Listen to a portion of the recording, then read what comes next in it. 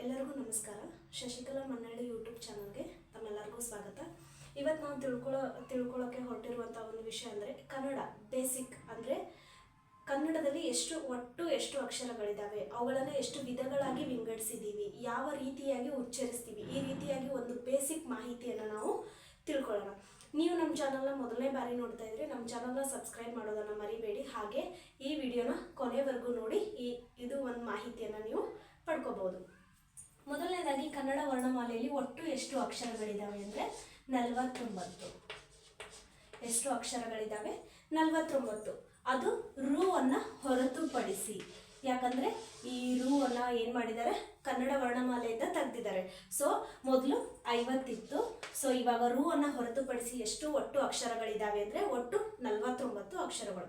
ಕನ್ನಡ ವರ್ಣಮಾಲೆಯಲ್ಲಿ ಒಟ್ಟು 49 ಅಕ್ಷರಗಳಿದ್ದಾವೆ. ಆ ಒಟ್ಟು 49 ಅಕ್ಷರಗಳು ಒಂದೇ ವಿಧದಲ್ಲಿ ಬರಲ್ಲ.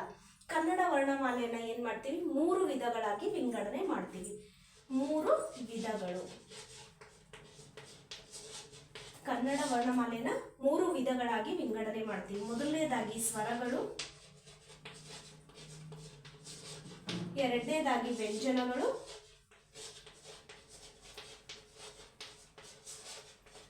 ಹಾಗೆ ಮೂರನೇದಾಗಿ ಯೋಗವಾಹಕಗಳು.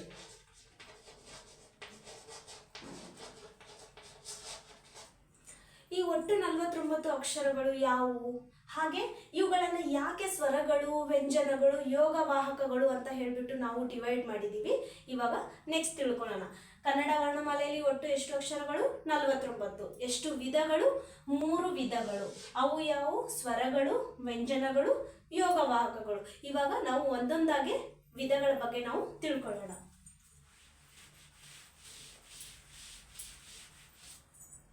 ಮೊದಲನೇದಾಗಿ ಸ್ವರಗಳು.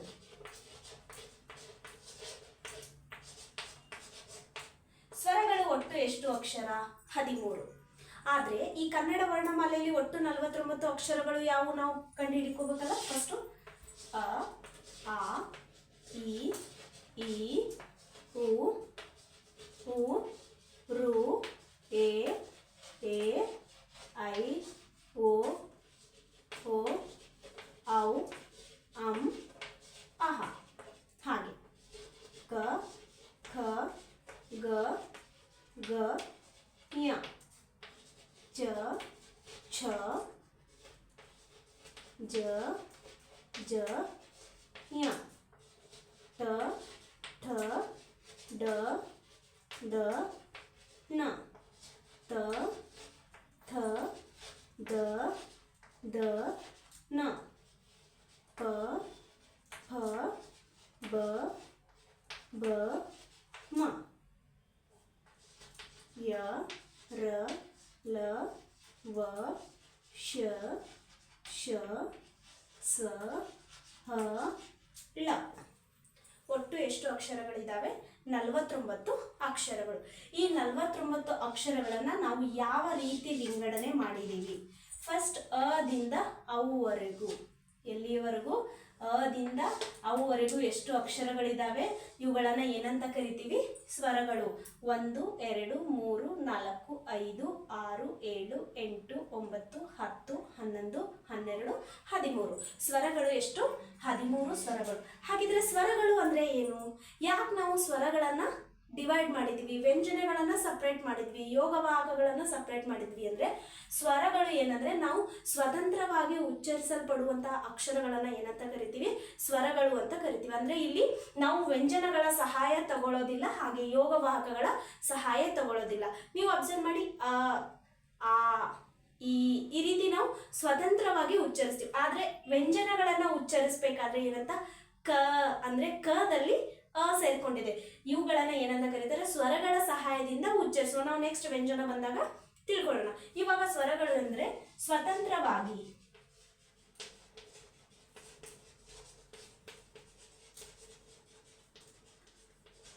ಸ್ವತಂತ್ರವಾಗಿ ಉಚ್ಚರಿಸುವ ಅಕ್ಷರಗಳು. ಸ್ವತಂತ್ರವಾಗಿ ಅಂದರೆ ಯಾರ ಮೇಲೂ ಡಿಪೆಂಡ್ ಇಲ್ಲದೆ, ಯಾವ ಅಕ್ಷರದ ಮೇಲೂ ಡಿಪೆಂಡ್ ಇಲ್ಲದೆ ಸ್ವತಂತ್ರವಾಗಿ ಉಚ್ಚರಿಸುವ ಅಕ್ಷರಗಳನ್ನು ಏನಂತ ಕರಿತೀವಿ? ಸ್ವರಗಳು ಅಂತ ಕರಿತೀವಿ. ಹಾಗಿದ್ರೆ ಕನ್ನಡ ವರ್ಣಮಾಲೆಯಲ್ಲಿ ಒಟ್ಟು ಎಷ್ಟು ಅಕ್ಷರಗಳು? 49. ಕನ್ನಡ ವರ್ಣಮಾಲೆಯನ್ನು 3 ವಿಭಾಗಗಳಾಗಿ ವಿಂಗಡಣೆ ಮಾಡ್ತೀವಿ. ಸ್ವರಗಳು, ವ್ಯಂಜನಗಳು, ಯೋಗವಾಹಕಗಳು. ಸ್ವರಗಳು ಒಟ್ಟು 13 ಅಕ್ಷರಗಳು. ಅವನ್ನ ಏನಂತ ಕರೀತಾರೆ? ಸ್ವತಂತ್ರವಾಗಿ ಉಚ್ಚರಿಸಲ್ಪಡುವ ಅಕ್ಷರಗಳನ್ನ ಸ್ವರಗಳು ಅಂತ ಹೇಳ್ಬಿಟ್ಟು ಕರೀತಾರೆ. ಹಾಗಿದ್ರೆ ಸ್ವರಗಳಲ್ಲಿ ನಾವು ಮತ್ತೆ ವಿಧಗಳನ್ನ ನೋಡ್ತೀವ ಅಥವಾ ಸ್ವರಗಳು ಇಲ್ಲಿಗೆ ಎಂಡ್ ಆಗುತ್ತಾ? S, correct. ಸ್ವರಗಳಲ್ಲಿ ಮತ್ತೆ ನೆಕ್ಸ್ಟ್ 3 ವಿಧಗಳಾಗಿ ನಾವು ನೋಡ್ತೀವಿ. ಎಷ್ಟು ವಿಧಗಳು? 3 ವಿಧಗಳು. ಫಸ್ಟ್ ಒನ್ ಹ್ರಸ್ವ ಸ್ವರ, ಸೆಕೆಂಡ್ ಒನ್ ದೀರ್ಘ ಸ್ವರ,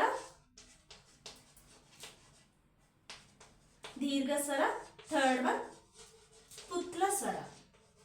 ಸೊ ನಾವು ಬರೀ ಕನ್ನಡ ವರ್ಣಮಾಲೆಯಲ್ಲಿ 3 ವಿಧಗಳಲ್ಲ, ಮತ್ತೆ ಸ್ವರಗಳಲ್ಲಿ 3 ವಿಧಗಳನ್ನ ಕಾಣ್ತೀವಿ. ಹ್ರಸ್ವ ಸ್ವರ, ದೀರ್ಘ ಸ್ವರ, ಪುತ್ಲ ಸ್ವರ. ಇವಾಗ ನಾವು ಮೊದಲನೇದಾಗಿ ಹ್ರಸ್ವ ಸ್ವರದ ಬಗ್ಗೆ ತಿಳ್ಕೊಳ್ಳೋಣ.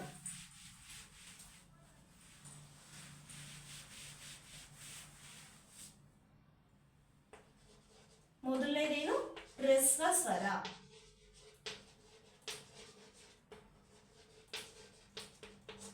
ಹ್ರಸ್ವ ಸ್ವರ ಅಂದ್ರೆ ಏನು ಅರ್ಥ? ಇವಾಗ ಸ್ವರಗಳು 13. ಈ 13 ಸ್ವರಗಳನ್ನೇ ನಾವು ಏನ್ ಮಾಡಿಕೊಂಡಿದೀವಿ? ಮತ್ತೆ 3 ವಿಧಗಳಾಗಿ ವಿಂಗಡಣೆ ಮಾಡ್ಕೊಂಡಿದೀವಿ. ಬರೇ ವಿಧಗಳಷ್ಟೇ ಅಲ್ಲ, ಹಾಗಿದ್ರೆ ಅಕ್ಷರಗಳು ಕೂಡ ವಿಂಗಡಣೆ ಆಗಿರ್ಬೇಕಲ್ಲ? ಎಸ್, ಅಕ್ಷರಗಳು ಕೂಡ ಇಲ್ಲಿ ವಿಂಗಡಣೆ ಆಗಿದೆ, ಡಿವೈಡ್ ಆಗಿದೆ. ಹ್ರಸ್ವ ಸ್ವರ 6. ಹ್ರಸ್ವ ಸ್ವರ ಯಾವುವು ಅಂದ್ರೆ ಅ, ಇ, ಉ, ರು, ಎ, ಓ. ಹ್ರಸ್ವ ಸ್ವರಗಳು ಒಟ್ಟು 6. ಹ್ರಸ್ವ ಸ್ವರಗಳು 6. ಹಾಗಿದ್ರೆ ಹ್ರಸ್ವ ಸ್ವರ ಅಂದ್ರೆ ಏನು? ಒಂದು ಮಾತ್ರೆಯ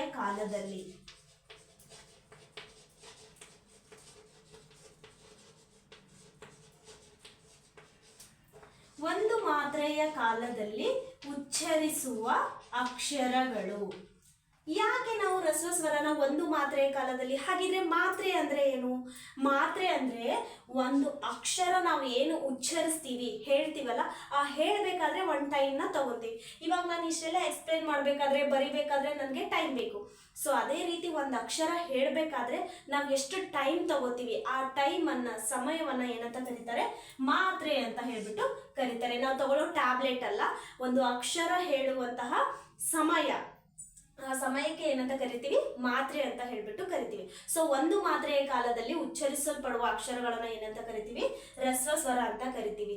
ಇವಾಗ ನೋಡಿ, ಸ್ವರಗಳು 13. ಅದರಲ್ಲಿ ಅ, ಆ, ಈ ಎಲ್ಲ ಇನ್ಕ್ಲೂಡಿಂಗ್ ಟೋಟಲ್ 13. ಆದ್ರೆ ಅದರಲ್ಲೇ ನಾವು ಡಿವೈಡ್ ಮಾಡ್ಕೊಂಡು 6 ತಗೊಂಡಿದೀವಿ. ಯಾಕೆ ಗೊತ್ತಾ? ಅ ಹೇಳ್ಬೇಕಾದ್ರೆ ನಮ್ಗೆ ಜಾಸ್ತಿ ಟೈಮ್ ಬೇಕಾಗಲ್ಲ. ಈ ಅದೇ ಇದ್ರ ನೆಕ್ಸ್ಟ್ ಲೆಟರ್ ಆ ಹೇಳ್ಬೇಕಾದ್ರೆ ಆ, ಈ, ಉ, ಈ ರೀತಿಯಾಗಿ ನಮಗೆ ಸಮಯ ಬೇಕಾಗುತ್ತೆ. ಆದ್ರೆ ಹ್ರಸ್ವ ಸ್ವರಗಳು ಹೇಳ್ಬೇಕಾದ್ರೆ ಸಮಯ ಬೇಕಾಗಲ್ಲ. ಸೊ ಹ್ರಸ್ವ ಸ್ವರ ಅಂದ್ರೆ ಒಂದು ಮಾತ್ರೆಯ ಕಾಲದಲ್ಲಿ ಉಚ್ಚರಿಸಲ್ಪಡುವ ಅಕ್ಷರಗಳನ್ನ ಏನಂತ ಕರಿತೀವಿ? ಸ್ವರಗಳು ಅಂತ ಹೇಳ್ಬಿಟ್ಟು ಕರಿತೀವಿ. ಸ್ವರಗಳಲ್ಲಿ ಒಟ್ಟು 6 ಅಕ್ಷರಗಳು. ನೆಕ್ಸ್ಟ್ ದೀರ್ಘ ಸ್ವರ.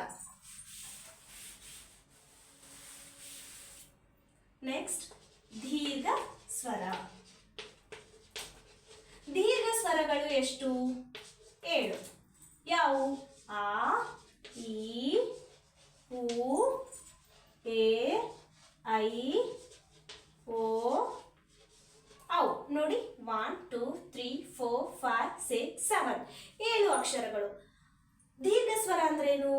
ಒಂದು ಮಾತ್ರೆಯ ಕಾಲದಲ್ಲಿ ಉಚ್ಚರಿಸುವ ಅಕ್ಷರಗಳನ್ನ ಹ್ರಸ್ವ ಸ್ವರ ಅಂತ ಕರೆದ್ರೆ, 2 ಮಾತ್ರೆಯ ಕಾಲದಲ್ಲಿ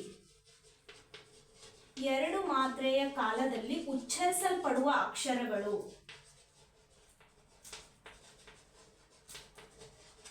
2 ಮಾತ್ರೆಯ ಕಾಲದಲ್ಲಿ ಉಚ್ಚರಿಸಲ್ಪಡುವ ಅಕ್ಷರಗಳನ್ನ ಏನಂತ ಕರಿತೀವಿ? ದೀರ್ಘ ಸ್ವರ. ನೀವು ಕೆಲವೊಂದು ಟೈಮಲ್ಲಿ ನಮಗೆ ಓದಬೇಕಾದ್ರೆ ಕೆಲವೊಂದು ಗ್ರಾಮರ್ಗಳು ನೆನಪಿರಲ್ಲ. ಆವಾಗ ನಾವು ಏನು ಮಾಡ್ಕೊಬೇಕು ಅಂದರೆ, ಹೆಸರೇ ಸೂಚಿಸುವಂತೆ ಕೆಲವೊಂದು ಟ್ರಿಕ್ಸ್ಗಳ ಮುಖಾಂತರ ಅಥವಾ ನಮಗೆ ಯಾವ ರೀತಿ ಅನುಕೂಲ ಆಗುತ್ತೋ ಆ ರೀತಿ ನೆನ್ಪಿಟ್ಕೋಬೇಕು. ಹ್ರಸ್ವ ಸ್ವರ ಅಂದರೆ ಅಲ್ಪ, ಒಂದು ಮಾತ್ರೆಯ ಕಾಲದಲ್ಲಿ. ದೀರ್ಘ ಸ್ವರ ಅಂದರೆ ಹೆಸರೇ ಸೂಚಿಸುವಂತೆ ದೀರ್ಘ ಅಂದರೆ ಜಾಸ್ತಿ, ಲಾಂಗ್ ಟರ್ಮ್. ದೀರ್ಘ ಸ್ವರ ಅಂದ್ರೆ 2 ಮಾತ್ರೆಯ ಕಾಲದಲ್ಲಿ, ಡಬಲ್ ಅಂತ ತಿಳ್ಕೋಬೇಕು. ಹ್ರಸ್ವ ಸ್ವರ ಅಂದ್ರೆ ಸಿಂಗಲ್, ಓನ್ಲಿ 1. ದೀರ್ಘ ಸ್ವರ ಅಂದ್ರೆ ಡಬಲ್, 2 ಮಾತ್ರೆಯ ಕಾಲದಲ್ಲಿ ಉಚ್ಚರಿಸಲ್ಪಡುವ ಅಕ್ಷರಗಳನ್ನ ಏನಂತ ಕರೀತಾರೆ? ದೀರ್ಘ ಸ್ವರ. ಆ, ಈ, ಉ, ಎ, ಐ, ಓ, ಔ. ಇಲ್ಲಿ ನಾವು ಐ ಮತ್ತೆ ಅವುಗಳನ್ನ ಏನಂತ ಕರಿತೀವಿ? ಸಂಧ್ಯಾಕ್ಷರಗಳು ಅಂತ ಕರಿತೀವಿ. This is very important point. ಯಾಕಂದ್ರೆ ತುಂಬಾ ಕಾಂಪಿಟೇಟಿವ್ ಎಕ್ಸಾಮ್ಗಳಲ್ಲಿ ಸಂಧ್ಯಾಕ್ಷರಗಳು ಯಾವುವು ಅಂತ ಕೇಳಿದ್ದಾರೆ. ಸೊ ಐ ಅನ್ನೋದು ಸ್ವತಂತ್ರವಾಗಿ ಆಗಿಲ್ಲ, ಅ ಪ್ಲಸ್ ಇ ಸೇರ್ಕೊಂಡು ಐ ಆಗಿದೆ. ಸೊ ಅದೇ ರೀತಿಯಾಗಿ ಅವು ಕೂಡ ಏನಾಗಿದೆ, ಅ ಪ್ಲಸ್ ಓ ಸೇರ್ಕೊಂಡು ಏನಾಗಿದೆ, ಅವು ಆಗಿದೆ. ಸೊ ಈ ಎರಡು ಅಕ್ಷರಗಳನ್ನ ಏನಂತ ಕರಿತೀವಿ ನಾವು, ಸಂಧ್ಯಾಕ್ಷರ. ಈ ಎರಡು ಅಕ್ಷರಗಳನ್ನ ಏನಂತ ಕರಿತೀವಿ, ಸಂಧ್ಯಾಕ್ಷರಗಳು ಅಂತ ಹೇಳ್ಬಿಟ್ಟು ಕರಿತೀವಿ. ರಸ್ವ ಸ್ವರ ಅಂದ್ರೆ ಒಂದು ಮಾತ್ರೆಯ ಕಾಲದಲ್ಲಿ, ದೀರ್ಘ ಸ್ವರ ಅಂದ್ರೆ ಎರಡು ಮಾತ್ರೆಯ ಕಾಲದಲ್ಲಿ ಉಚ್ಚರಿಸುವ ಅಕ್ಷರಗಳು. ಹಾಗಿದ್ರೆ 13 ಇಲ್ಲೇ ಆದ್ವಲ್ಲ ಮ್ಯಾಮ್, ಹಾಗಿದ್ರೆ ಪುತ್ಲ ಸ್ವರ ಹೇಗ್ ಬರುತ್ತೆ, ಅದನ್ನ ಯಾವ ಅಕ್ಷರಗಳಾಗಿ ವಿಭಾಗಿಸ್ತೀರಾ ಅಂತ ಕೇಳ್ಬೋದು. ಅದಕ್ಕೆ ಎಕ್ಸಾಂಪಲ್ ಮುಖಾಂತರ ತಿಳ್ಕೊಳ್ಳೋಣ. ಥರ್ಡ್ ಒನ್,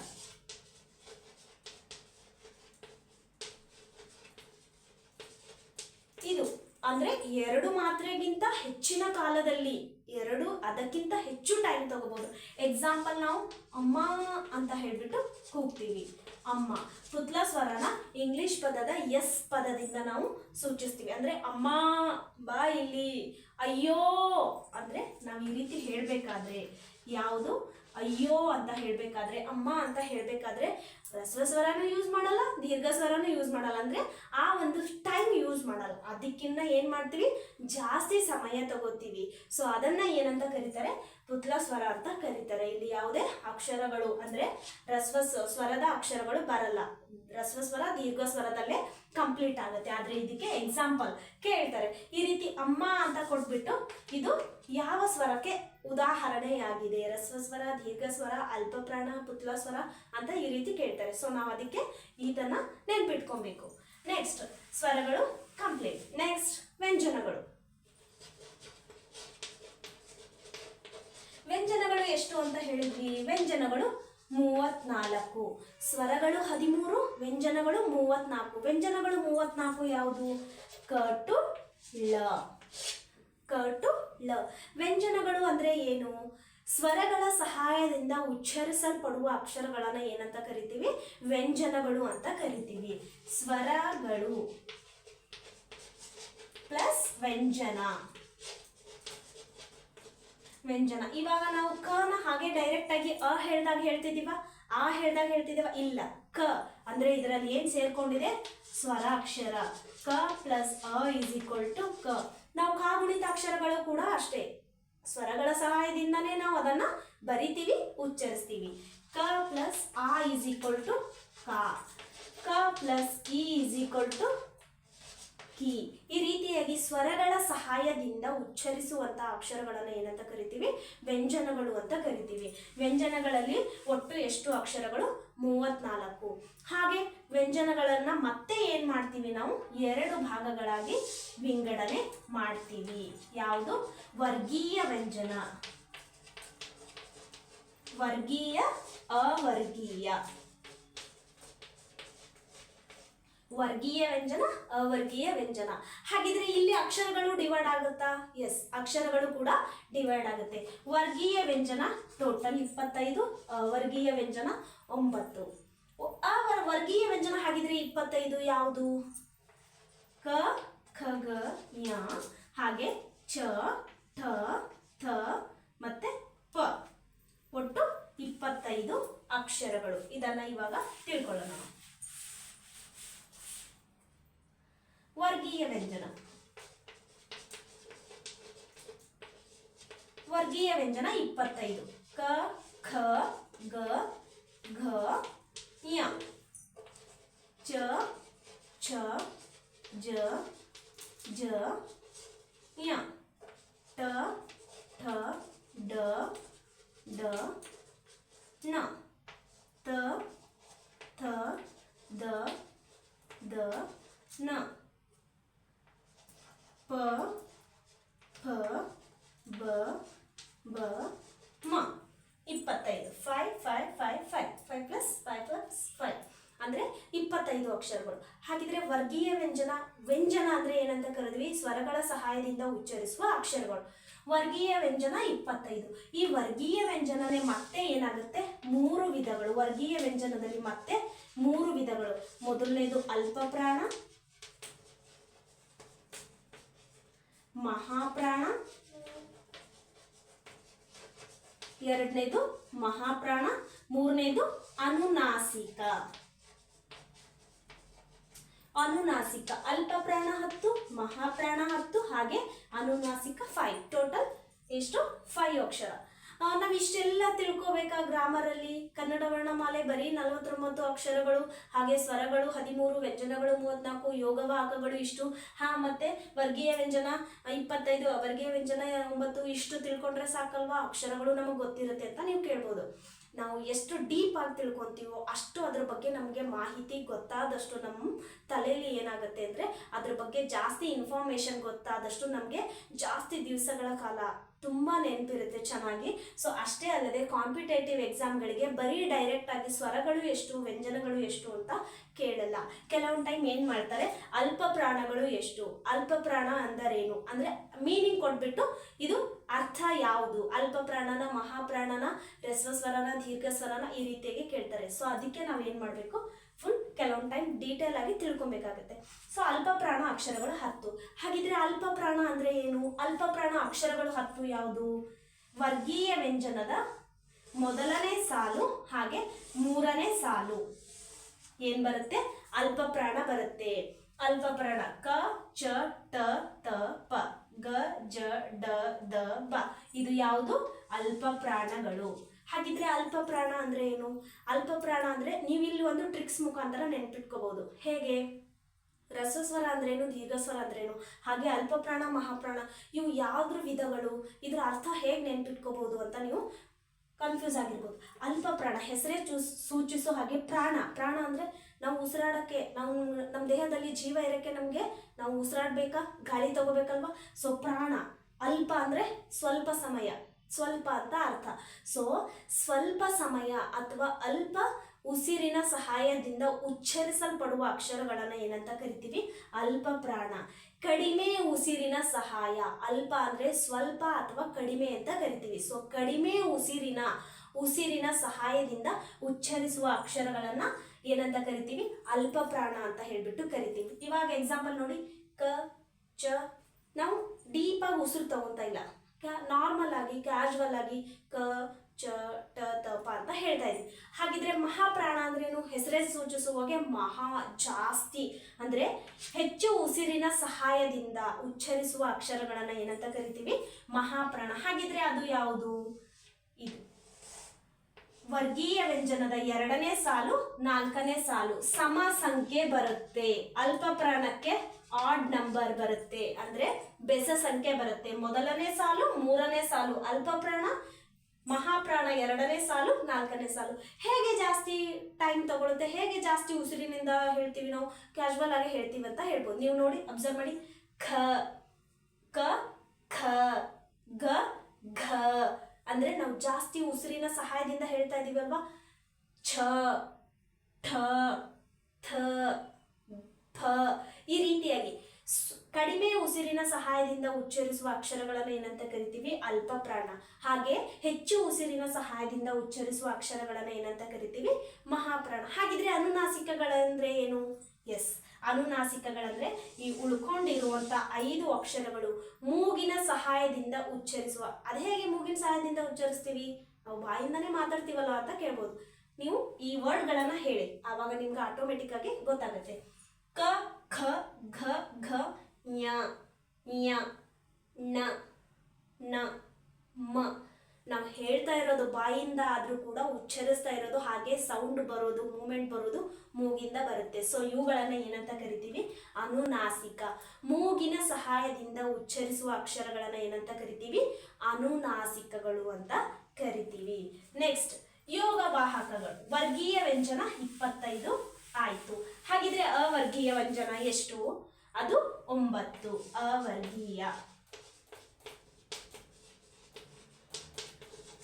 ಅವರ್ಗೀಯ ವ್ಯಂಜನಗಳು 9 ಯಾವುವು?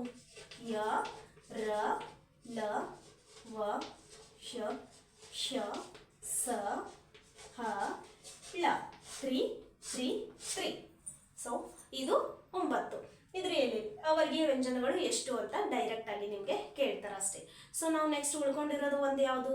ಯೋಗವಾಹಕಗಳು. ಯೋಗವಾಹಕಗಳು ಎಷ್ಟು? ಹಾಗಿದ್ರೆ ಯೋಗವಾಹಕಗಳು 2.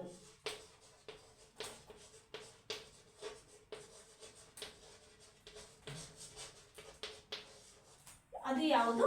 ಅನುಸ್ವಾರ,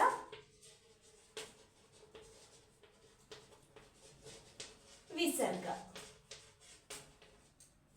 ಅನುಸ್ವಾರ, ವಿಸರ್ಗ. ಯೋಗವಾಹಕಗಳಂದ್ರೆ ಏನು ಅಂದ್ರೆ ವ್ಯಂಜನಗಳ ಜೊತೆ ಅನುಸ್ವಾರ ವಿಸರ್ಗ ಸೇರಿಕೊಂಡು ಉಂಟಾಗುವಂತಹ ಅಕ್ಷರಗಳನ್ನ ಏನಂತ ಕರಿತೀವಿ?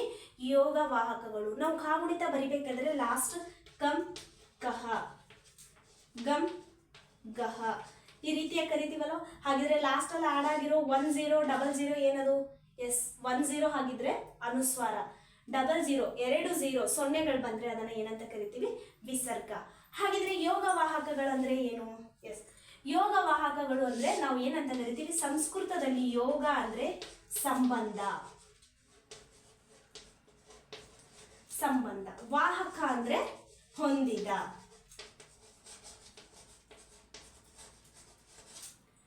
ಸಂಸ್ಕೃತದಲ್ಲಿ ಏನು? ಯೋಗ ಅಂದ್ರೆ ಸಂಬಂಧ, ವಾಹಕ ಅಂದ್ರೆ ಹೊಂದಿದ. ವ್ಯಂಜನಗಳ ಜೊತೆ ಸಂಬಂಧವನ್ನ ಹೊಂದಿದ ಯೋಗವಾಹಕಗಳು ಅನುಸ್ವಾರ ವಿಸರ್ಗವನ್ನ ಸೇರುವುದರ ಮುಖಾಂತರ ಏನಾಗುತ್ತೆ? ಯೋಗವಾಹಕಗಳಾಗಿ ಉಂಟಾಗುತ್ತೆ. ಸೊ ಅನುಸ್ವಾರ ವಿಸರ್ಗ ಯಾವುದರ ವಿಧಗಳು? ಯೋಗವಾಹಕಗಳ ವಿಧಗಳು. ಸೊ ಇವಾಗ ನಾವು ಟೋಟಲ್ ಆಗಿ 1 ಮಿನಿಟ್ ರಿವಿಷನ್ ತರ. ಕನ್ನಡ ವರ್ಣಮಾಲೆಯಲ್ಲಿ ಎಷ್ಟು ಒಟ್ಟು ಅಕ್ಷರಗಳು? 49. ಎಷ್ಟು ವಿಧಗಳು? 3 ವಿಧಗಳು. ಸ್ವರಗಳು, ವ್ಯಂಜನಗಳು, ಯೋಗವಾಹಕಗಳು. ಸ್ವರಗಳು. ಹಾಗಿದ್ರೆ ಸ್ವರಗಳು ಅಂದ್ರೆ ಏನು? ಸ್ವರಗಳು ಸ್ವತಂತ್ರವಾಗಿ ಉಚ್ಚರಿಸಲ್ಪಡುವ ಅಕ್ಷರಗಳನ್ನು ಏನಂತ ಕರಿತೀವಿ? ಸ್ವರಗಳು. ಸ್ವರಗಳಲ್ಲಿ ಒಟ್ಟು 13 ಅಕ್ಷರಗಳು. ಅದರಲ್ಲಿ ಮತ್ತೆ ರಸ್ವ ಸ್ವರ, ದೀರ್ಘ ಸ್ವರ, ಪುತ್ಲ ಸ್ವರ ಬರುತ್ತೆ. ರಸ್ವ ಸ್ವರ ಅಂದ್ರೆ ಒಂದು ಮಾತ್ರೆಯ ಕಾಲದಲ್ಲಿ ಉಚ್ಚರಿಸಲ್ಪಡುವ ಅಕ್ಷರಗಳು. ರಸ್ವ ಸ್ವರಗಳು 6 ಅಕ್ಷರಗಳು. ದೀರ್ಘ ಸ್ವರಗಳು ಹೆಚ್ಚು ಅಂದ್ರೆ 2 ಮಾತ್ರೆಯ ಕಾಲದಲ್ಲಿ ಉಚ್ಚರಿಸುವಂತ ಅಕ್ಷರಗಳನ್ನು ಏನಂತ ಕರಿತೀವಿ? ದೀರ್ಘ ಸ್ವರ ಅಂತ ಕರಿತೀವಿ. ದೀರ್ಘ ಸ್ವರಗಳು 7. 2 ಮಾತ್ರೆಗಿಂತ ಹೆಚ್ಚಿನ ಸಮಯ ತೆಗೆದುಕೊಳ್ಳುವಂತ ಪದಗಳನ್ನ ಏನಂತ ಕರಿತೀವಿ? ಪುತ್ಲ ಸ್ವರ ಅಂತ ಕರಿತೀವಿ. ಹಾಗಿದ್ರೆ ವ್ಯಂಜನಗಳು ಎಷ್ಟು? ಒಟ್ಟು 34 ಅಕ್ಷರಗಳು. ಸ್ವರಗಳ ಸಹಾಯದಿಂದ ಉಚ್ಚರಿಸುವಂತ ಅಕ್ಷರಗಳನ್ನ ಏನಂತ ಕರಿತೀವಿ? ವ್ಯಂಜನಗಳು ಅಂತ ಹೇಳ್ಬಿಟ್ಟು ಕರಿತೀವಿ. ವ್ಯಂಜನಗಳಲ್ಲಿ 2 ವಿಧ: ವರ್ಗೀಯ ವ್ಯಂಜನ, ಅವರ್ಗೀಯ ವ್ಯಂಜನ. ವರ್ಗೀಯ ವ್ಯಂಜನದಲ್ಲಿ ಮತ್ತೆ 3 ವಿಧಗಳು: ಅಲ್ಪ ಪ್ರಾಣ, ಮಹಾಪ್ರಾಣ, ಅನುನಾಸಿಕ. ಅಲ್ಪ ಪ್ರಾಣ 10, ಮಹಾಪ್ರಾಣ 10, ಅನುನಾಸಿಕ 5. ಅಲ್ಪ ಪ್ರಾಣ ಸಮಯ ಎಷ್ಟು? ಅಲ್ಪ ಅಂದ್ರೆ ಕಡಿಮೆ ಉಸಿರಿನ ಸಹಾಯದಿಂದ ಉಚ್ಚರಿಸುವ ಅಕ್ಷರಗಳು. ನೆಕ್ಸ್ಟ್ ಇದಕ್ಕೆ ಯಾವ ನಂಬರ್ ಬರುತ್ತೆ ಅಂತ ಹೇಳಿದೀನಿ? ವರ್ಗೀಯ ವ್ಯಂಜನದು ಆಡ್ ನಂಬರ್ 1, 3 ಅಂದ್ರೆ ಲೈನಲ್ಲಿ ಫಸ್ಟ್ ಮೊದಲನೇ ಸಾಲು 3ನೇ ಸಾಲಿನಲ್ಲಿ ಇರುವಂತಹ ಅಕ್ಷರಗಳು ಅಲ್ಪ ಪ್ರಾಣ. ಮಹಾಪ್ರಾಣ ಅಂದ್ರೆ ಏನು? ಹೆಚ್ಚು ಉಸಿರಿನ ಸಹಾಯದಿಂದ ಉಚ್ಚರಿಸುವ ಅಕ್ಷರಗಳು. ಸಮ ಸಂಖ್ಯೆ ಇದಕ್ಕೆ 2ನೇ ಸಾಲು 4ನೇ ಸಾಲು. ಉಳಿದ ಕೊನೆಯ ಸಾಲೆ ಅನುನಾಸಿಕ. ಮೂಗಿನ ಸಹಾಯದಿಂದ ಉಚ್ಚರಿಸುವಂತ ಅಕ್ಷರಗಳನ್ನ ಏನಂತ ಕರಿತೀವಿ? ಅನುನಾಸಿಕ ಅಕ್ಷರಗಳು. ಕೊನೆಯದಾಗಿ ಯೋಗವಾಹಕಗಳು 2: ಅನುಸ್ವಾರ ಮತ್ತೆ ವಿಸರ್ಗ. ಈ ಒಂದು ವಿಡಿಯೋ ನಿಮಗೆ ಹೆಲ್ಪ್ ಆಗಿದ್ರೆ ಲೈಕ್ ಮಾಡಿ, ಶೇರ್ ಮಾಡಿ, ಹಾಗೆ ಕಮೆಂಟ್ ಮಾಡೋದನ್ನ ಮರೆಯಬೇಡಿ. ಥ್ಯಾಂಕ್ಸ್.